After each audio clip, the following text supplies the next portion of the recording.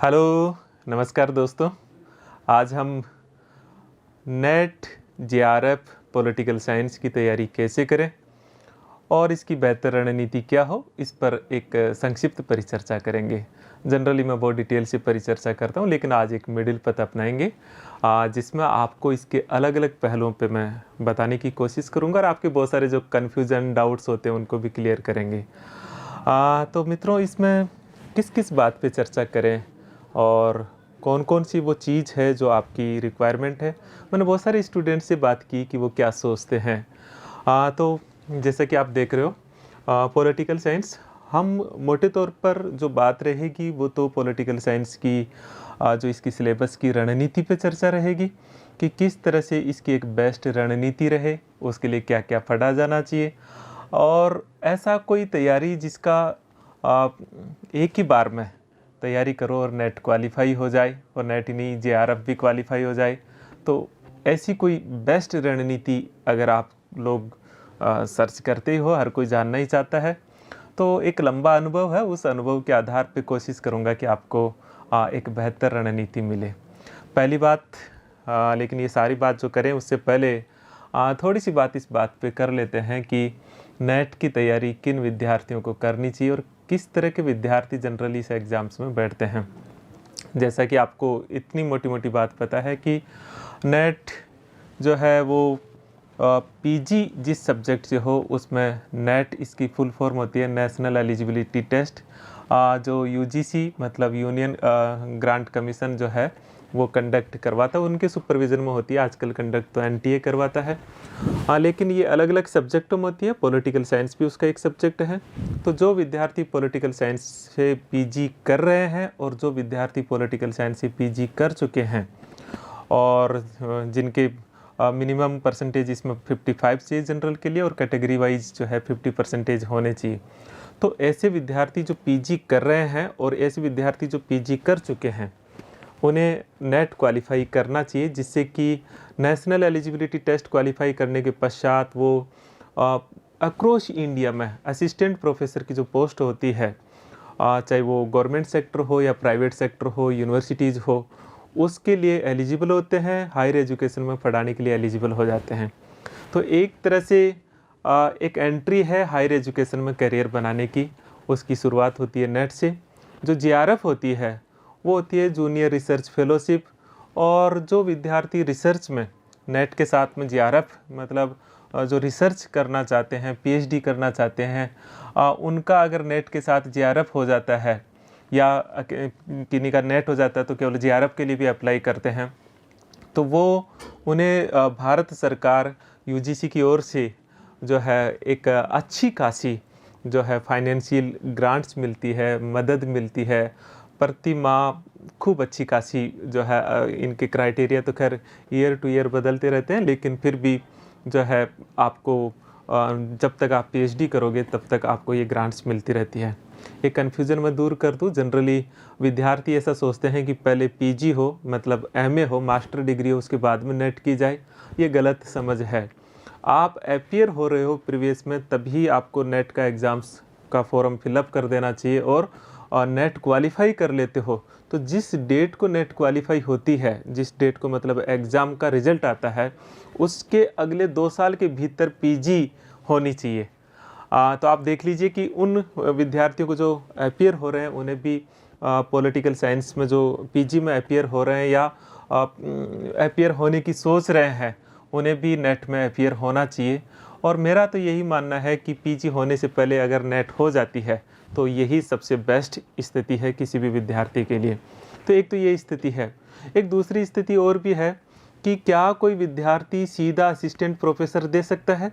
जैसे अभी RPSC college lecturer की या असिस्टेंट प्रोफेसर की वैकेंसी निकली हुई है।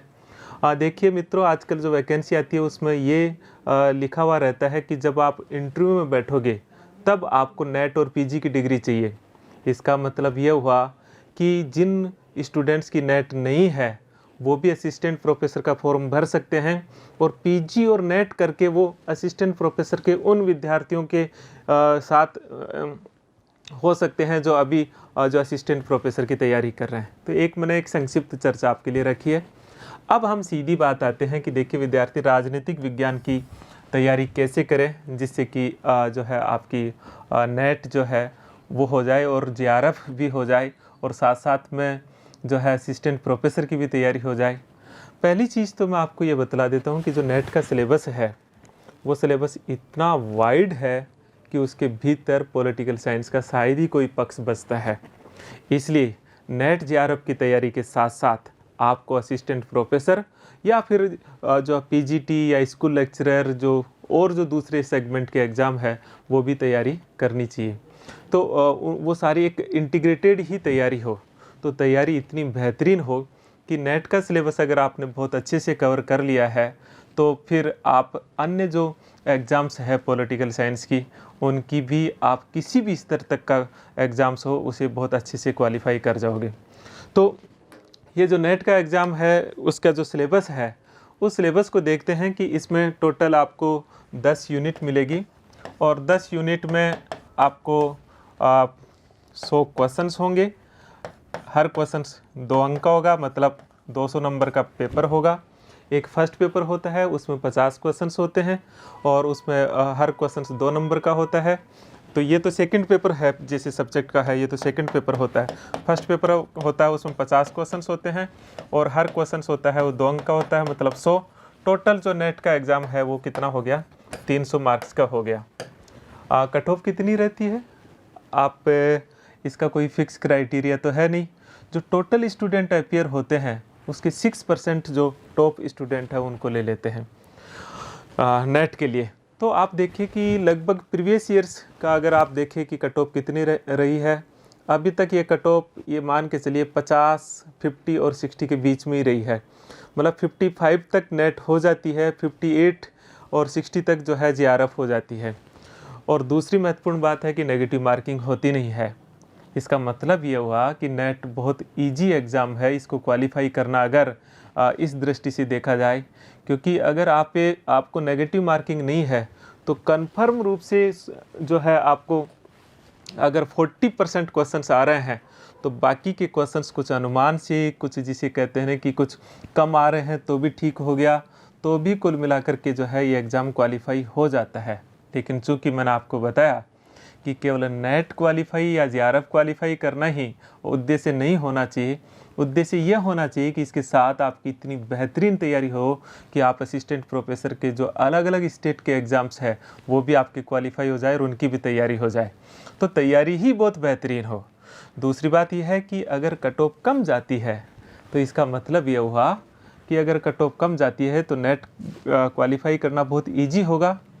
तो इसे जानने के लिए आपको प्रीवियस ईयर्स के क्वेश्चंस पेपर देखोगे, विशेषकर इसी बार का अगर आप नेट का क्वेश्चंस पेपर देखोगे तो आपको पता चल जाएगा कि कट ऑफ कम जाने की वजह यह नहीं है कि जो है आपका कंपटीशन कम है, बल्कि इसकी मुख्य वजह यह है कि पेपर का स्टैंडर्ड इतना बेहतरीन आता है कि नेगेटिव मार्किंग नहीं होने के बावजूद भी विद्यार्थियों के लिए 60% बनाना बहुत मुश्किल काम हो जाता है।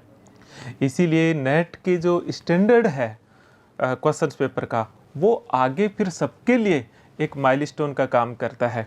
इसलिए नेट का पेपर का स्टैंडर्ड जो होता है उस स्टैंडर्ड की अगर आप तैयारी कर लेते हो तो फिर आप असिस्टेंट प्रोफेसर, पीजीटी को स्कूल लेक्चरर या किसी भी दूसरे पॉलिटिकल साइंस का कोई कंपटीशन हो तो उसे क्वालिफाई कर जाओगे, ये 100% श्योर है। तो एक बात ये हुई। तो 100 क्वेश्चंस आते हैं, 10 यूनिट है। इसका मतलब ये हुआ कि हर यूनिट में लगभग 10 क्वेश्चंस रहते हैं। लगभग बताया, कोई क्राइटेरिया तो नहीं है, लेकिन फिर भी कोशिश होती है पेपर सेटर की हर यूनिट से लगभग 10 क्वेश्चंस होते हैं। अब यूनिट कौन कौन सी है, कौन कौन सी गलतियां करते हैं और कौन कौन सी बुक्स पढ़नी चाहिए, क्या रणनीति रहनी चाहिए, मैं सीधी इस बात पे आता हूँ कि अगर आप पॉलिटिकल साइंस के विद्यार्थी हो तो बेस्ट स्ट्रेटजी क्या होनी चाहिए, हम वहाँ बात करते हैं। तो पहले एक बार हम सिलेबस को शायद मुझे लगता है कि देख लेना चाहिए कि सिलेबस है क्या। मोटे तौर पर इसके सिलेबस को आप यूजीसी की वेबसाइट से भी दे सकते हो और मैं यहाँ एक बार सिलेबस का हम एक बार सीधी सी यात्रा कर लेते हैं कि सिलेबस में क्या है। देखिए फर्स्ट यूनिट है, फर्स्ट यूनिट में थ्योरीज है। थ्योरीज में भी दो है, एक अवधारणा है, एक राजनीतिक परंपरा है। तो थ्योरीज है जिसमें समानता, स्वतंत्रता, न्याय, लोकतंत्र, शक्ति, आपका सिटीजनशिप, इसी तरह से जो परंपराएं हैं उसमें उदारवाद, लिबरलिज्म है, मार्क्सिज्म है, इस तरह से जो एक तरह से जो पॉलिटिकल साइंस का बेस है वो है। मैं एक बार यात्रा कर रहा हूँ, फिर हर यूनिट में मैं ये बताऊंगा कि हर यूनिट की तैयारी कैसे की जाए और कैसे शुरुआत की जाए। दूसरी यूनिट है वो राजनीतिक विचारक है, जिसमें पाश्चात्य राजनीतिक विचारक है। खास बात क्या है? खास बात यह है कि बहुत सारे ऐसे कंटेम्प्रेरी थिंकर्स को डाल दिया गया जो शायद बुक्स में नहीं मिलते हैं, जैसे माओ को डाल दिया है, जॉन रोल्स है, फ्रोज फैनान है, हैना ओरेंट है। तो ऐसे कंटेम्प्रेरी जो पॉलिटिकल थिंकर्स है वो भी अब जो नया नेट का सिलेबस है उसमें है। इसके पश्चात थर्ड यूनिट क्या है? थर्ड यूनिट है वो भारतीय राजनीतिक विचारक है। भारतीय राजनीतिक विचारक में खास बात क्या है? खास बात यह है कि कुछ छोड़ा ही नहीं है। एक तरह से इतने ज़्यादा नाम है कि देख के लगता है कि अरे बाप रे इतनी बड़ी तैयारी, लेकिन अभी हम इसकी भी रणनीति बताएंगे। फोर्थ यूनिट क्या है? तुलनात्मक राजनीतिक सिद्धांत, जिसमें राजनीति जो कंपेरेटिव पॉलिटिकल साइंस की थ्योरीज मुख्य तौर पर है जो है काफ़ी बड़ी यूनिट है, देखने में दिख रही है कि काफ़ी बड़ी यूनिट है। जो फिफ्थ यूनिट है वो इंटरनेशनल रिलेशन है, और सिक्स्थ यूनिट है वो देखिए काफ़ी बड़ी है, और सिक्स्थ यूनिट है वो भारत में विदेश नीति है। तो ये दोनों आप देख सकते हो कि बहुत ही कनेक्टेड है, क्योंकि भारत में विदेश नीति और इंटरनेशनल रिलेशन जो देखिए काफ़ी बड़ा है। आप देखते जाइए, एक एक पे चर्चा हम करेंगे। आप देखिए सेवन्थ यूनिट है वो है भारत में राजनीतिक संस्थाएं। एक तरह से आप इसे कह सकते हैं कि इंडियन पॉलिटी है, या हम सामान्यतः कह देते हैं कि कॉन्स्टिट्यूशन है। आप देखिए काफ़ी लंबा पार्ट है। इसी तरह से जो आठवीं यूनिट है वो है भारत में राजनीतिक प्रक्रियाएं हैं। ये यूनिट बेसिकली बहुत ही ज़्यादा अप्लाइड है, जिसमें श्रम आंदोलन है, किसान आंदोलन है, ग्लोबलाइजेशन है, स्टेट और ग्लोबलाइजेशन है, प्लानिंग है, जो है पहचान की राजनीति है, क्षेत्रीयकरण है, आप देखिए जेंडर और पॉलिटिक्स है। ऐसे अप्लाइड पार्ट जिनका मैटर मिलना बहुत मुश्किल कामों में एक काम होता है। स्टूडेंट यहाँ आकर के बहुत पजल होता है। इसी तरह से 9वीं यूनिट है वो पब्लिक एडमिनिस्ट्रेशन है। आप देखिए पूरा पब्लिक एडमिनिस्ट्रेशन है। और जो 10वीं यूनिट है वो गवर्नेंस पे है, जो बेसिकली पब्लिक एडमिनिस्ट्रेशन से रिलेटेड पार्टी है। तो टोटल 10 यूनिट हो गई। अब ये जो 10 यूनिट है स्टूडेंट, ये 10 यूनिट में बेसिकली अगर आपने देखा होगा तो ये 10 यूनिट नहीं है। ये आप देखिए कि इन यूनिट्स को अगर आप देखो तो मोटे तौर पर यूनिट्स 10 नहीं है। अगर हम इन्हें एक जगह करें तो क्या क्या हो सकता है? पहली है थ्योरी और दूसरी है थिंकर। थिंकर में इंडियन और वेस्टर्न। तो एक तरह से एक पार्ट हो गया थ्योरी का, एक पार्ट हो गया थिंकर का। फिर हम देखें कंपैरेटिव पॉलिटिकल साइंस, ये तीसरी यूनिट हो गई। फिर हम अंतर्राष्ट्रीय संबंध, जिसमें भारत का भी आ गया, ये चौथी यूनिट हो गई। और फिर हम देखें पब्लिक एडमिनिस्ट्रेशन, ये 5 यूनिट हो गई। फिर हम देखें इंडियन पॉलिटी, ये 6ठी यूनिट हो गई। और पब्लिक एडमिनिस्ट्रेशन जो 9वीं और 10वीं यूनिट है वो पब्लिक एडमिनिस्ट्रेशन से रिलेटेड है। और आपकी 7वीं और 8वीं यूनिट थी वो बेसिकली पूरी तरह से इंडियन पॉलिटिकल सिस्टम से रिलेटेड है, जिसमें अप्लाइड पार्ट भी है। तो मोटे तौर पर ये 7 यूनिट हो जाती है। अब तैयारी कहाँ से करनी चाहिए, ये सबसे महत्वपूर्ण सवाल है, क्योंकि आप तो यही सोच रहे हो कि सर आप सीधा सीधा बताइए ना कि तैयारी कैसे करनी चाहिए। तो अब मैं सीधी बात करता हूँ कि तैयारी कैसे करनी चाहिए। देखिए 2 तरह के विद्यार्थी होते हैं। एक तरह का विद्यार्थी वो है जो अभी पहली बार तैयारी कर रहा है, अभी वो नेट का एग्ज़ाम नहीं दिया है, फर्स्ट बार तैयारी कर रहा है, या नेट और असिस्टेंट प्रोफेसर एक साथ ही देना चाहता है, या कंबाइंड तैयारी करना चाह रहा है। एक विद्यार्थी वो है। दूसरा विद्यार्थी वो है जो कई बार एग्ज़ाम दे लिया, लेकिन ये कहता है सब कुछ हो जाती है लेकिन ये नेट नहीं होती। उन्हें आखिर तक समझ में नहीं आता कि ये एग्ज़ाम क्वालिफाई क्यों नहीं हो रही। गलतियाँ क्या करते हैं पॉलिटिकल साइंस के विद्यार्थी? बेसिकली गलतियाँ कहाँ करते हैं? पहली चीज़, तैयारी को इंटीग्रेटेड नहीं करते। मतलब जो यूनिट जो है आपस में लिंक है उनको इंटीग्रेटेड नहीं करते, पहली बात। दूसरी बात, तैयारी का ऐसा एरिया जो थोड़ा सा बुक्स में नहीं है, अप्लाइड पार्ट है, जैसे पब्लिक एडमिनिस्ट्रेशन और उससे जुड़ा हुआ गवर्नेंस, जैसे इंडियन पॉलिटी से जुड़े हुए जो आपकी 8वीं यूनिट है वो, या फिर इंडियन थिंकर्स, ऐसे पार्ट जिनको छोड़ देता है, अरे ये नहीं आएगा, जबकि ऐसी 5 यूनिट हो जाती है ये। तो आधा पार्ट जो मोटा मोटा अप्लाइड है, थ्योरी को तो बहुत अच्छे से पढ़ता है, लेकिन वो पार्ट जो अप्लाइड होता है उसको छोड़ देता है, तो ये तैयारी इम्बैलेंस हो जाती है। दूसरी कमी रहती है वो ये कमी रहती है। तीसरी कमी ये रहती है कि सीधी ही अच्छी मोटी बुक्स को उठाना शुरू कर देता है, बेस तैयार नहीं होता, तो ये महत्वपूर्ण गलती रहती है। चौथी ये रहती है कि किताबें तो पढ़ लेता है लेकिन प्रैक्टिस नहीं करता।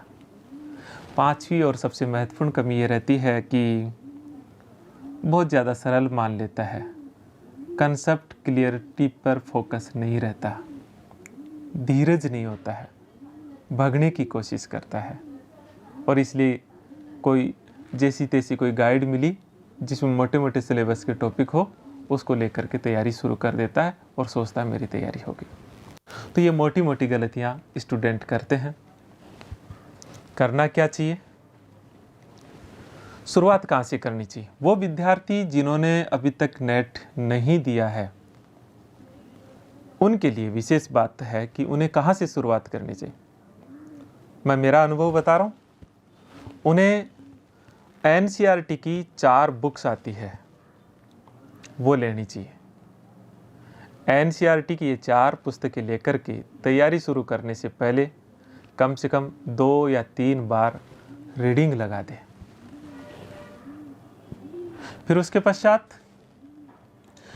पश्चात अगर आप कहीं से मार्गदर्शन ले रहे हो, जैसे आप यहीं से कोई मार्गदर्शन, जेनिथ के बहुत सारे हमने वीडियोस डाले हैं और लगभग पूरा सिलेबस तैयार है, या जैसा भी आपका उचित लगे, तो उसके पश्चात आप अपने मार्गदर्शक, आपके गाइड, आपके टीचर से एक बार उस टॉपिक के व्याख्यान या लेक्चर सुनना चाहिए।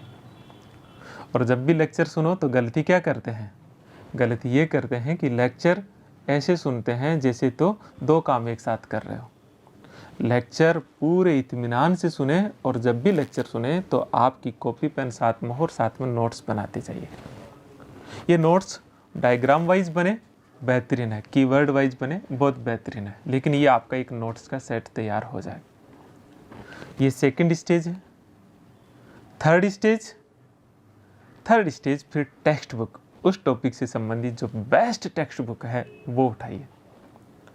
अब आप पूछोगे कि बेस्ट टेक्स्ट बुक कौन सी है? एक टॉपिक में कई बुक्स मिल जाएगी जो मैं आपको बता रहा हूँ। करना क्या है? एक बुक को प्राइमरी लेना है और अन्य बुक को सहयोगी के रूप में लेना है, और एक बुक में बहुत गहराई से पढ़ने के पश्चात उसी टॉपिक को अन्य बुक्स में पढ़ करके जो अतिरिक्त चीज़ें आपको मिली उनको उसी के आगे इर्द गिर्द आपको लिख लेना है। ये आपका तैयारी का थर्ड चरण है। फोर्थ चरण, इसके पश्चात आप जो है नोट्स या गाइड ले सकते हैं। विशेषकर अगर इंस्टीट्यूट के नोट्स है, जैसे जेनिथ के नोट्स है, तो आप उसको देखिए कि उनमें अतिरिक्त क्या है, क्योंकि उनमें कई चीज़ें और मिल जाती है जो बुक्स में नहीं मिलती। आप कहोगे कि क्या अब पूर्ण हो गई? मैं कहूँगा ना, अभी भी पूर्ण नहीं। इसके पश्चात आप विकिपीडिया पे जाइए, गूगल पे जाइए और उस टॉपिक से संबंधित अन्य चीज़ों को भी देखिए। वैसे जो हमारा व्याख्यान होता है उसमें कुछ भी बाकी नहीं रहता, तो आपके मन में स्वाभाविक ये सवाल उठ रहा होगा, तो फिर इतनी मेहनत क्यों करें? देखिए, एक प्रोसेस है, आपको उस सारी प्रोसेस में, जिस प्रोसेस को हम आपके सामने लाते हैं, आप गुजरते हो तो परफेक्शन आता है। इसीलिए मैंने कहा ना कि सिर्फ नेट की तैयारी नहीं, असिस्टेंट प्रोफेसर की इतनी बेस्ट तैयारी हो कि उसके साथ पॉलिटिकल साइंस का तो कोई भी एग्जाम हो, कम से कम आपको लगे ना कि 3 सीट है तो 3 सीट में मेरा नंबर आना चाहिए। ये कॉन्फिडेंस होना चाहिए, और ये कॉन्फिडेंस उसी मेथड से होगा जो मेथड मैं आपको बता रहा हूँ।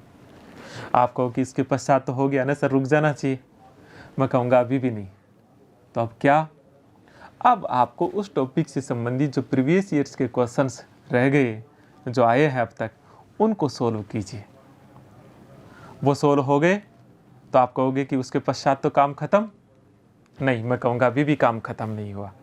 तो अब क्या बच गया भैया? अब ये बच गया कि उस टॉपिक से संबंधित जो क्वेश्चंस आप पढ़े उनको एक बार सोचिएगा और सोच के पता लगाइएगा कि उन टॉपिक्स में से वो कौन से एरिया है जहाँ फ्रिक्वेंटली बार बार क्वेश्चंस बन रहे हैं।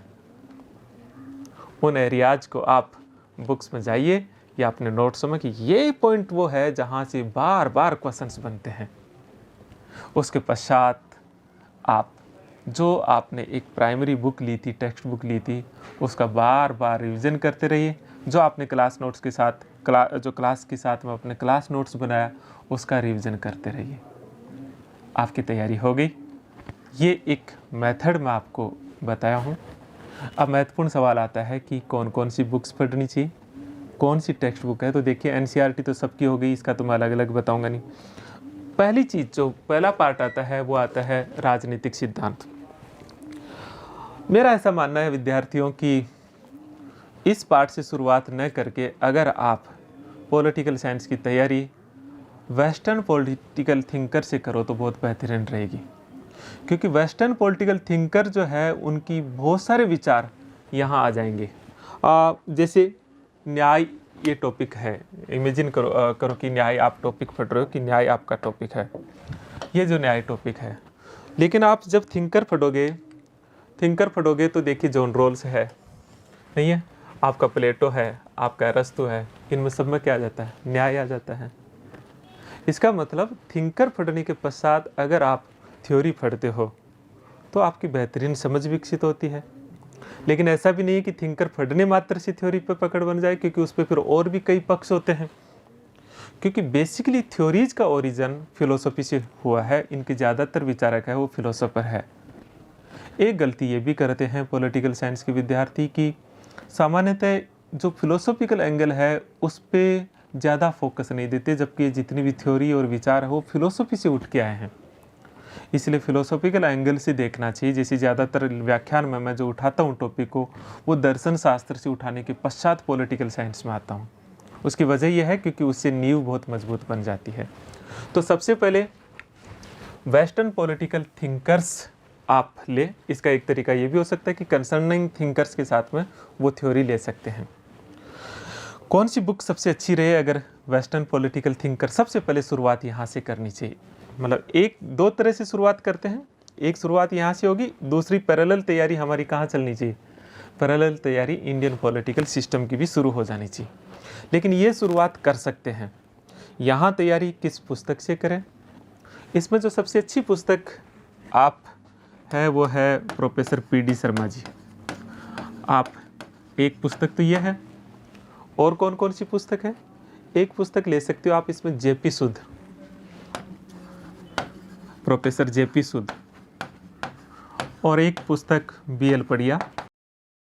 3 पुस्तक आप ले सकते हो। बेस्ट कौन सी है? पी.डी. शर्मा जी की पुस्तक को आप बेस बना लो। 2 पुस्तकों को आप जो है कुछ फैक्ट और कुछ कंटेंट वाइज और देख लीजिए। अगर आप एक पुस्तक को भी बहुत अच्छे से तैयार कर लेते हो तो भी बहुत अच्छा है। पी.डी. शर्मा जी और नोट्स और क्लास तो भी सफिशिएंट है। लेकिन आप और विस्तार जाना चाहते हो तो 2 अतिरिक्त पुस्तक मैंने और बता दी, उनको भी आप साथ साथ में देख सकते हैं। तो ये हो गया, यहाँ से शुरू कर सकते हैं। इसके पश्चात कहाँ आना चाहिए? फर्स्ट यूनिट में आना चाहिए। फर्स्ट यूनिट की तैयारी कैसे करें? पहले तो मैंने आपको बताया कि 11th क्लास की बुक है, उसमें जो है राजनीतिक सिद्धांत, उसमें मोटी मोटी चीज़ आपको मिल जाएगी, एक थीम बन जाएगी। फिर व्याख्यान सुनना है। फिर टेक्स्ट बुक, कौन सी बुक आपको पढ़नी चाहिए? इसमें अच्छी बुक रहेगी वो रहेगी ओ.पी. गाबा। ओ.पी. गाबा की पुस्तक है, ये लीजिए। इसके अलावा आप पुस्तक ले सकते हो ज्ञान सिंह संधू। इसके अलावा भी अगर आप पुस्तक लेना चाहो तो एस.पी. शर्मा, ये हो गई। लेकिन बहुत सारी नई थ्योरियां हैं, जैसे बहुसंस्कृतिवाद, उत्तराधुनिकतावाद, नारीवाद, पारिस्थितिकीवाद। ये नए विचार है, ये नहीं मिलेंगे। तो इसके लिए विकिपीडिया का तो सारा लेना ही है, नहीं है? मेरी क्लास में तो सब कुछ होगा ही। हमारी क्लास जितने भी हम एक टीम होगी, उस क्लास में तो सब कुछ होगा ही, लेकिन बुक्स के तौर पर नोट्स के साथ साथ में अगर आप बुक्स देखना चाहो तो फिर इसके लिए आप समकालीन राजनीतिक सिद्धांत, ये जो है नरेश दादीज की एक पुस्तक आती है। लैंग्वेज थोड़ी सी टफ है, लेकिन फिर भी इनकी पुस्तक को आप पढ़ सकते हैं। नरेश दादीज सर की पुस्तक है। राजस्थान यूनिवर्सिटी, जिस यूनिवर्सिटी से मैं हूँ, राजस्थान यूनिवर्सिटी, वहीं से हमारे हेड भी रहे हुए हैं। इनकी पुस्तक है समकालीन राजनीतिक सिद्धांत, अंग्रेजी में भी है और हिंदी में भी है। ये पुस्तक आप ले सकते हो। एक पुखराज जैन भी जरूर लेनी चाहिए। आप कहोगे कि किताबें बहुत ज़्यादा हो गई। हाँ है। कौन सी पुस्तक पढ़नी चाहिए? इसमें ओपी गाबा और पुखराज जैन, जो पुखराज जैन में सारी चीज़ नहीं मिलेगी, ये दोनों पढ़ना चाहिए। जो चीज़ नहीं है वो नरेश दादी से पढ़ना चाहिए। इन दो का क्या ले लेना चाहिए? साथ ले लेना चाहिए, सहयोग लेना चाहिए। ये तरीका ठीक है, लेकिन मैं आपको 2 किताबें और बताऊंगा जो हर विद्यार्थी को खरीद लेनी चाहिए। मेरा अपना अनुभव बता रहा हूँ।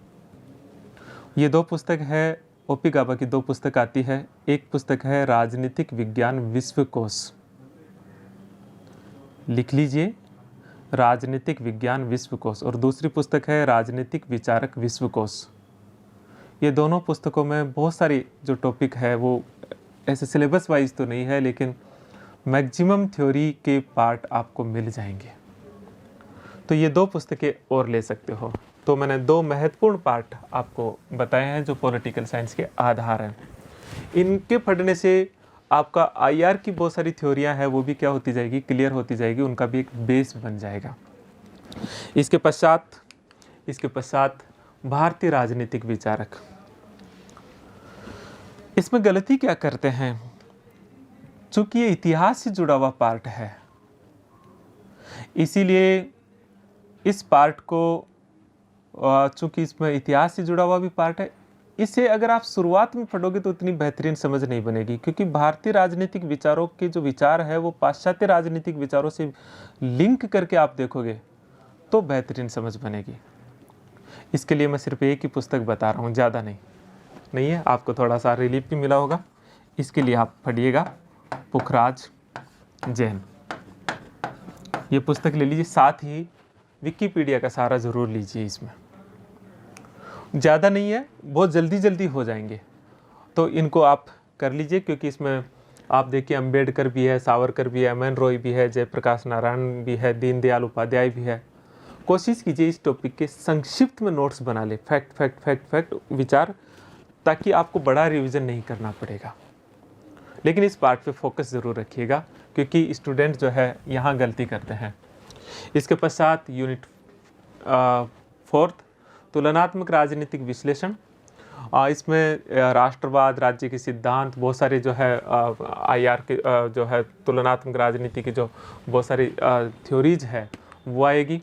बहुत सारे संविधानवाद है, बहुत सारी जो है अलग अलग संविधानों का जो है अलग अलग देशों की व्यवस्थाओं की बात है। इसके लिए पुस्तक आप देखना चाहो तो सबसे अच्छी पुस्तक कौन सी रहे, इसमें मेरे नाम की ही विचारक है, राइटर है, राजस्थान यूनिवर्सिटी से ही है, सी बी गेनाजी। मेरा नाम सी बी यादव है, ये है सी बी गेनाजी। ये पुस्तक ले लीजिए। साथ साथ में आप ओपी गाबा की पुस्तक भी ले सकते हैं। ओपी गाबा की पुस्तक भी इसकी ले सकते हैं। 2 पुस्तकों से काम हो जाएगा, लेकिन थोड़ा सा अगर आप गहरा अध्ययन करना चाहते हो और भी ज़्यादा, कि साथ साथ ही हो जाए काम और एक साथ ही कर लेना चाहिए, तो फिर आप राजस्थान यूनिवर्सिटी की प्रोफेसर है जेसी जौहरी साहब, इनकी पुस्तक है, अच्छी पुस्तक है, थोड़ी डेप्थ है। तो ये 3 पुस्तकें आप इसमें पढ़ सकते हैं। सी बी गेनाजी, मोटी चीज़, फिर आप ओपी गाबा, और फिर जेसी जौहरी साहब। और पुस्तक पढ़ना चाहो तो तपन बिस्वाल की भी पुस्तक आती है, ये भी आप पढ़ सकते हो। तो इसका यह है। मेरा एक यहाँ है कि इसके साथ में ये जो चौथी यूनिट है, इसके साथ में आपको इंडियन पॉलिटी को साथ में ले लेना चाहिए, इसके साथ। और दोनों यूनिट जो आपकी 7वीं और 8वीं यूनिट है उनको मिला दो इसके साथ, क्योंकि ये कनेक्ट होती है चीज़ें। तो मैं सीधा ही आ जाता हूँ इंडियन पॉलिटी, ये छोड़ देते हैं, सीधा ही 8वीं यूनिट पे आ जाता हूँ, 7वीं और 8वीं unit Indian polity. Indian polity और फिर नेक्स्ट यूनिट है वो है गवर्नेंस, जिसमें बहुत सारी चीज़ें, नई नई चीज़ें हैं, पहचान की राजनीति, सामाजिक आंदोलन, राज्य अर्थव्यवस्था। तो ये कहाँ से पढ़े? और मोस्टली विद्यार्थी यहाँ गलती ये करते हैं कि इसको मानते हैं कि ये तो बहुत ईजी चीज़ है, जबकि सबसे कॉम्प्लिकेटेड क्वेश्चंस यहीं से आते हैं और सबसे ज़्यादा गलत भी यहीं होते हैं। क्या पढ़ना चाहिए और कैसे पढ़ना चाहिए? गलती क्या करते हैं स्टूडेंट? गाइड उठाते हैं। तो क्या पढ़ना चाहिए? इसमें आपको जो तैयारी करनी चाहिए वो सबसे पहले मैं कहूँगा कि आपको संविधान का बेयर एक्ट लेना चाहिए। आर्टिकल की जो लैंग्वेज है ओरिजिनल संविधान की, उस लैंग्वेज पे पकड़ो। आपको पता है कि संविधान हमारा फेडरल सिस्टम है, जिसमें एक व्यवस्था सेंट्रल गवर्नमेंट के लिए है, दूसरी व्यवस्था स्टेट गवर्नमेंट के लिए है। और जो सेंट्रल गवर्नमेंट का आर्टिकल है उससे रिलेटेड स्टेट गवर्नमेंट का भी आर्टिकल है। संविधान का भाग 5 जो है वो संघ सरकार के लिए है और संविधान का भाग 6 है वो राज्य सरकारों के लिए है। और संविधान का भाग 9 और 9A है वो लोकल गवर्नमेंट के लिए है। पढ़ने का बेस्ट तरीका क्या है? पढ़ने का बेस्ट तरीका है कि जो आर्टिकल आप सेंट्रल गवर्नमेंट के लिए पढ़ रहे हो, सेम उसी समय आप स्टेट गवर्नमेंट का कंसर्निंग आर्टिकल में चाहिए। आप सोच रहे होंगे कि ऐसे कैसे पता लगेगा? एक तरीका तो मैं थोड़ा सा बता देता हूँ कि जैसे केंद्र सरकार का जो भी आर्टिकल है, सेंट्रल गवर्नमेंट का जो भी आर्टिकल आप पढ़ रहे हो, उस आर्टिकल में अगर आप 89 जोड़ देते हो तो आपका स्टेट गवर्नमेंट का आर्टिकल आ जाता है। अनुच्छेद 111 के पश्चात 89 की जगह 90 जोड़ना पड़ता है। जैसे राष्ट्रपति की क्षमादान की शक्तियां अनुच्छेद 72 में है, तो राज्यपाल की क्षमादान की शक्तियां 89 जोड़ देंगे। 89 जोड़ने का एक और तरीका है कि 100 जोड़ करके 11 घटा दें। तो 172 में 100 जोड़ा तो 172, 11 घटाया तो 61, तो 161 आर्टिकल। समझ पा रहे हो? प्रधानमंत्री का जिक्र जो है या उनकी नियुक्ति जो है अनुच्छेद 75 में है, तो मुख्यमंत्री की किस में हो जाएगी? आपको 11 घटाना है, 75 में 64, 64 में 100 जोड़ना है, 164 में हो जाएगी। राष्ट्रपति संदेश भेजता है आर्टिकल 86 में, तो राज्यपाल जो संदेश भेजेगा विधानमंडल का वो किस में हो जाएगा? 89 जोड़ देंगे। तो 89 जो है 86 में जो 89 कैसे जोड़ते हैं? 86 में से 11 घटाओ तो 75, और 75 में 100 जोड़ो तो 175 अनुच्छेद में हो गया। लेकिन ये 111 तक चलेगा। 111 क्या है? विधेयकों को अनुमति देना। तो राज्यपाल विधेयकों को अनुमति किस में देगा? 89 जोड़ देंगे तो क्या हो जाएगा? अनुच्छेद 200। 11 घटा देंगे और 100 जोड़ देंगे, 89 जोड़ देंगे सीधे। 111 के पश्चात हम 90 जोड़ना शुरू कर देते हैं। देखिए यूनिवर्सल लॉ तो नहीं है, लेकिन मैं आपकी मदद कर रहा हूँ, मैं आपको तरीका बता रहा हूँ कि कैसे हम साथ साथ पढ़ते हैं। इसका फ़ायदा ये होता है कि हमको वो बारीक अंतर जो होता है, बारीक अंतर जो सेंटर और स्टेट के बीच को में पकड़ में नहीं आता है, वो बारीक अंतर पकड़ में आ जाता है। और इसीलिए जो व्याख्यान यहाँ आपको व्याख्यान दिए जाते हैं उसमें यही तुलनात्मक रूप से अध्ययन करवाया जाता है, वो अंतर पकड़वाया जाता है। तो ये एक तरीका है। अब आपको किससे काम हो जाएगा? इसके बेयर एक्ट के साथ साथ में एक आप बुक ले लीजिए। बुक कौन सी ले सकते हैं? जिसमें सब कुछ है वो एम लक्ष्मीकांत, आप सब लोग जानते हैं, ये बुक ले सकते हैं।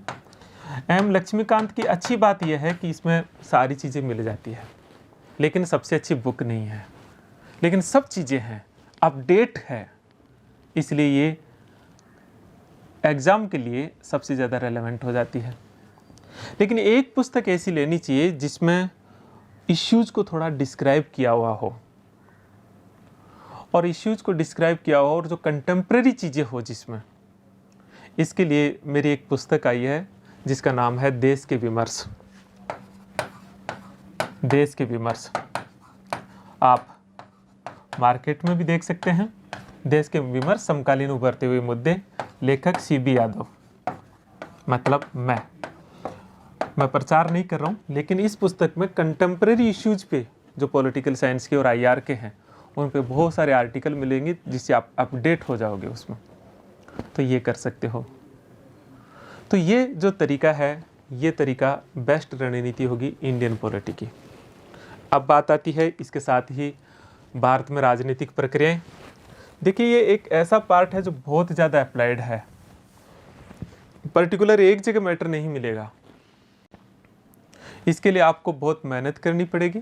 हम नोट्स में तो इसको कलेक्ट करें, क्लासेज इसकी है, लेकिन इसके लिए आपको इंटरनेट का भी सहारा लेना पड़ेगा और अलग अलग जगह जाना पड़ेगा। कुछ टॉपिक एनसीईआरटी में बहुत अच्छे हैं, कुछ विशेष प्रकार की टेक्स्ट बुक में है, जैसे इसमें बहुत सारे आंदोलन है, आपकी पहचान की राजनीति है, तो इसमें हमें जो है अच्छी टेक्स्ट बुक तो पर्टिकुलर एक तो नहीं मिलेगी, लेकिन अलग अलग जाना पड़ेगा। जिसमें एक पुस्तक मैं आपको बता देता हूँ कि इसमें एक पुस्तक है भारत में सामाजिक आंदोलन, घनश्याम शाह, ये पुस्तक आप ले सकते हैं। इसमें भारत में सामाजिक आंदोलन,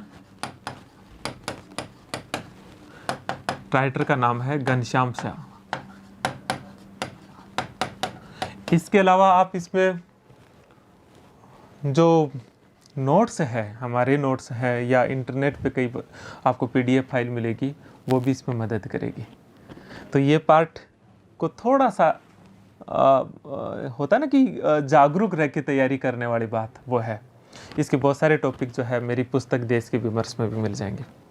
तो ये दो बात हुई। इसमें ये वाला जो टॉपिक है, ये देखिए अर्थव्यवस्था से जुड़ा हुआ है, इसलिए इसमें अर्थव्यवस्था की जो पुस्तक है, विशेषकर इंडियन पॉलिटी की पुस्तक कोई भी हो सकती है, चाहे वो रमेश सिंह हो सकती है या लाल एंड लाल हो सकती है, वहाँ से पर्टिकुलर एक टॉपिक जो है हमको लेना है, तो यहाँ से लेना पड़ेगा। आप कभी देखिए कि हमको जो है ये पूरा दोनों टॉपिक जो है अर्थशास्त्र के टॉपिक है, तो हमको यहाँ से लेना पड़ेगा। ये पहचान की राजनीति तो मैंने बता ही दिया। ये जेंडर और पॉलिटिक्स और ये चीज़ें जो है मैं आपको बता रहा हूँ, ये टॉपिक जो है आपको पॉलिटिकल साइंस वहीं से मिल जाएगा। आपको चुनावी राजनीति है, इसके लिए एक पुस्तक मैं आपको बताता हूँ, पेरियार पब्लिकेशन की पुस्तक है जिसका लेखक है अरविंद कुमार, वहाँ से आपको इसका पर्टिकुलर मैटर मिलेगा। और बाकी सारी चीज़ें व्याख्यान में तो सब चीज़ें रहेगी, लेकिन मैं आपको पर्टिकुलर एरियाज़ बता रहा हूँ जहाँ से आपको इनका पाठ्य सामग्री मिल जाएगी आपको जो है। अब हमारी जो चीज़ छूट गई थी वो छूट गई थी आपका अंतर्राष्ट्रीय संबंध और भारत की विदेश नीति। ये दो पार्ट है, इन दो की तैयारी कैसे करें? देखिए, ये जो पार्ट है उसमें पुस्तक के साथ साथ में आपको करंट अपडेट होना बहुत ज़रूरी है। पुस्तक कौन सी लें आप? दो पुस्तकें ही बता रहा हूँ, ज़्यादा नहीं। एक पुस्तक है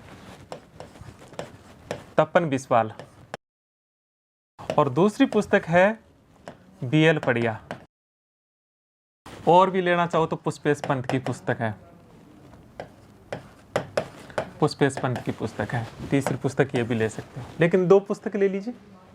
तपन बिस्वाल से आपकी समझ बन जाएगी। बीएल पड़िया की एक मोटी आती है पुस्तक आती है, दो आती है आईआर पे, लेकिन आपको मोटी वाली लेनी है जिसमें थ्योरी भी हो, लेकिन इससे काम नहीं चलेगा। आपको इसके साथ साथ में मैगजीन्स पढ़नी पड़ेगी, जिसमें कुछ आर्टिकल तो मेरी पुस्तक में है, मैंने आपको बताया देश के विमर्श, लेकिन वो भी पर्याप्त नहीं है। आपको इसके लिए वर्ल्ड फोकस मैगजीन या फिर दृष्टि मैगजीन या क्रॉनिकल मैगजीन के जो आर्टिकल है वो देखने पड़े, देखते रहना चाहिए हमेशा। इसके साथ न्यूज़पेपर से हमेशा कनेक्ट रहे। अंग्रेजी में इंडियन एक्सप्रेस और द हिंदू, हिंदी में आप ले सकते हो, आप हिंदी में जो न्यूज़पेपर ले सकते हो जनसत्ता, उसमें अच्छे आते हैं आईआर के आर्टिकल। तो इस तरह से इसकी तैयारी करेंगे। इसके पश्चात अंतिम पार्ट बच जाता है, वो बच जाता है पब्लिक एडमिनिस्ट्रेशन। और सबसे इम्पोर्टेंट बात यह है, इम्पोर्टेंट तो क्या, जो विद्यार्थी सबसे ज़्यादा गलती करते हैं पॉलिटिकल साइंस के विद्यार्थी, वो गलती ये करते हैं कि वो लोग प्रशासन तक आते आते तो दम तोड़ देते हैं और इसको छोड़ देते हैं। मेरा ये अनुभव है कि जिसका ये वाला पार्ट यूनिट 9 और 10 अच्छी है, मैं दावे के साथ कह सकता हूँ कि कम से कम उसकी नेट तो नहीं रुकेगी, रुक ही नहीं सकती, क्योंकि ये 20 क्वेश्चन सीधे सीधे अन्य विद्यार्थियों से लीडिंग रोल दिलाते हैं, इसलिए इसकी तैयारी विशेषज्ञता के साथ करनी चाहिए। जो बड़ी बात है वो ये है कि इसमें थ्योरी है पब्लिक एडमिनिस्ट्रेशन की, सीधी सीधी थ्योरी है। लोक प्रशासन के वैज्ञानिक प्रबंधन सिद्धांत, आपका नव लोक प्रशासन, विकास प्रशासन, तुलनात्मक लोक प्रशासन, एनपीएम, वैश्वीकरण, जो है new dimension, system approach, decision making नहीं है। आप देखिए लीडरशिप, मोटिवेशन, साइंटिफिक मैनेजमेंट, पूरी थ्योरी है। थिंकर है Mary Parker Follett, Peter Drucker, Chester Barnard. आपको लोक प्रशासन की अच्छी पुस्तक अध्ययन करनी चाहिए। अच्छी पुस्तक कौन सी है? अच्छी पुस्तक हिंदी मीडियम के विद्यार्थी हो तो फिर आप सुरेंद्र कटारिया की पुस्तक है। एक पुस्तक मेरी इसमें लिख दी गई है, वो भी जल्दी आ जाएगी, लेकिन अभी जो उपलब्ध पुस्तक है उसमें लोक प्रशासन के सिद्धांत और व्यवहार, सुरेंद्र कटारिया की पुस्तक पढ़ सकते हो। अंग्रेजी मीडियम में और हिंदी माध्यम में दोनों में एक पुस्तक है, पुस्तकें तो बहुत ज़्यादा है इसकी, लेकिन मैं आपको कुछ पुस्तक बता रहा हूँ। उसमें एक पुस्तक आप एम लक्ष्मीकांत की है जो आईएएस प्रीलिम्स के लिए आती है, उसमें ऑब्जेक्टिव क्वेश्चंस भी मिल जाएंगे, ये देखनी चाहिए। अंग्रेजी में तो आपको अवस्थी एंड महेश्वरी जो है, इसी तरह से जो है बहुत सारी अन्य पुस्तकें जो है आपको मिल जाएगी, मोहित भट्टाचार्य की पुस्तक मिल जाएगी, लेकिन आप एक पुस्तक को बेस बना लीजिए, वो काम हो जाएगा इससे। इसी के साथ इसका अप्लाइड पार्ट है जो है इसी से जुड़ा हुआ, पब्लिक एडमिनिस्ट्रेशन से जुड़ा हुआ। इसके लिए आपको पब्लिक एडमिनिस्ट्रेशन की ये जो पुस्तक मैं आपको बता रहा हूँ, लोक प्रशासन के सिद्धांत और व्यवहार, उसमें ही लगभग जैसे ये वाला टॉपिक भी आपको मिल जाएगा, ये टॉपिक भी आपको मिल जाएगा, ये टॉपिक भी आपको मिल जाएगा। कोई अलग से कोई खास ज़रूरत नहीं है। कुछ टॉपिक है जैसे आपका संसदीय समितियां है, ये आपको इंडियन कॉन्स्टिट्यूशन में मिल जाएगा। तो कुल मिलाकर के आपको उसी पुस्तक से, सुरेंद्र कटारिया की ये पुस्तक, साथ में मैंने आपको बताया एम लक्ष्मीकांत की पुस्तक, ये दोनों पुस्तक ले लेंगे। आपका नोट्स है, आपकी व्याख्यान है, उसके पश्चात इस पार्ट की तैयारी गंभीरता से करिए। और मेरा खुद का भी विशेष जोर रहता है कि वो पार्ट जिन पे विद्यार्थी कम फोकस करते हैं, मैं मेरे विद्यार्थियों को ज़्यादा तैयारी कराऊं। और ये रणनीति शुरू से रही है कि ये हमेशा से क्या होता है कि एक जो कोर पार्ट होता है, जैसे पॉलिटिकल साइंस के टीचर भी क्या करते हैं, 90% समय जो होता है वो थ्योरी और थिंकर में दे देते हैं, और फिर 10% 15% समय में सबको फटाफट निपटा देते हैं। और विद्यार्थियों की भी यही अप्रोच होती है, और यही अप्रोच क्या करती है, उन्हें सफल बनाती है।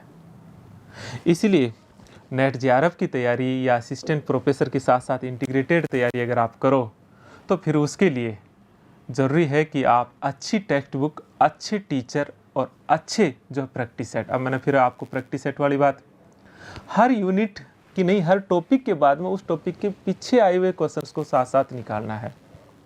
प्रैक्टिस सेट कई मिल जाते हैं, साइज मार्केट में बहुत सारे मिल जाएंगे। अरिहंत का तो मुझे पता है कि उसका एक प्रैक्टिस सेट आता है जिसमें जितने भी पीसीएस, यूपीएससी और नेट के क्वेश्चंस मिलते हैं। इसी तरह से और भी पब्लिशर्स के क्वेश्चंस मिल जाएंगे, लेकिन शॉर्ट क्वेश्चंस पेपर हो। ध्यान रखने वाली बात क्या है कि उसके सारे आंसर ठीक नहीं आते हैं, इसलिए आपको उनके आंसर्स में जहाँ जहाँ डाउट हो, आपको टेक्स्ट बुक से टैली करना चाहिए या अपने टीचर से टैली करना चाहिए। महत्वपूर्ण बात आती है कि सवाल अटेम्प्ट करें तो कैसे करें जिससे कि हमारा ज़्यादा से ज़्यादा स्कोर हो। देखिए विद्यार्थियों, जो क्वेश्चंस अटेम्प्ट करने की जो सबसे बेस्ट मेथड है, एक तो होता है, कुछ सवाल ऐसे होते हैं जो देखते ही पता है कि ये ऑप्शन है। लगभग 50% क्वेश्चंस ये रहते हैं जिनमें ये रहता है कि मैं कंफर्म नहीं हूँ कि ये है कि ये है। ये तैयारी तब है जब थोड़ी कमज़ोर होती है, नहीं तो पता लग ही जाता है। तो उस स्थिति में एलिमिनेशन मेथड को यूज़ लेना चाहिए। एलिमिनेशन मेथड क्या होता है कि कौन सा नहीं हो सकता, तो जैसे ये नहीं हो सकता या ये नहीं हो सकता, तो फिर ये 2 बच गया। मिलान वाले क्वेश्चंस में क्या होता है कि आपको एक मिला दिया अगर आपने, तो कई बार तो उस एक से ही जो नीचे के 4 ऑप्शन है वो, उनमें आपको आंसर मिल जाता है। जो कथन कारण वाले क्वेश्चंस है उनमें आप जो पहला ए और बी में ये तलाशने की कोशिश कीजिए कि कौन सा कथन सही है, मतलब अगर कथन सही है कि नहीं है और कारण सही है या नहीं है। क्योंकि अगर सही है या नहीं है इसी से बहुत से आंसर मिल जाते हैं। इसलिए इस तरीके से आप बहुत सारे ऐसे सवालों को भी ठीक कर पाते हैं जो आपको थोड़े से कम आ रहे होते हैं। तो इस तरह से आप एक बेहतरीन रणनीति के साथ पॉलिटिकल साइंस की तैयारी कीजिए। सबसे महत्वपूर्ण बात है मित्रों, आप में जुनून होना चाहिए, लेकिन जुनून से ज़्यादा उस विषय के प्रति अगाध प्रेम होना चाहिए। इसलिए आपको पॉलिटिकल साइंस में करियर बनाना है तो आज ही से आपको ये बात कहनी पड़ेगी, I love you political science. मुझे इतना प्रेम है कि मुझे मज़ा आ जाता है। और धीरे धीरे जब आप सोचोगे तो आपके सबकॉन्शियस माइंड जो ये अभी शुरू में कोई ये थोड़ी होता है कि हर चीज़ जो हम बचपन से या पेट से सीख के आते हैं कि कौन सी चीज़ हमको पसंद है या नहीं पसंद है, ये तो डेवलप किया जा सकता है। सबकॉन्शियस माइंड जो है उसमें चीज़ें लगातार स्टोर होती है तो वो चीज़ें पसंद हो जाती है। इसी तरह से अगर आपको, वैसे तो मुझे लगता है निश्चित तौर पर ही आपको पॉलिटिकल साइंस बहुत पसंद होगा, और पसंद क्यों नहीं होना चाहिए, क्योंकि सब कुछ तो हमारे इर्द गिर्द जो चल रहा है वो राजनीति ही चल रही है।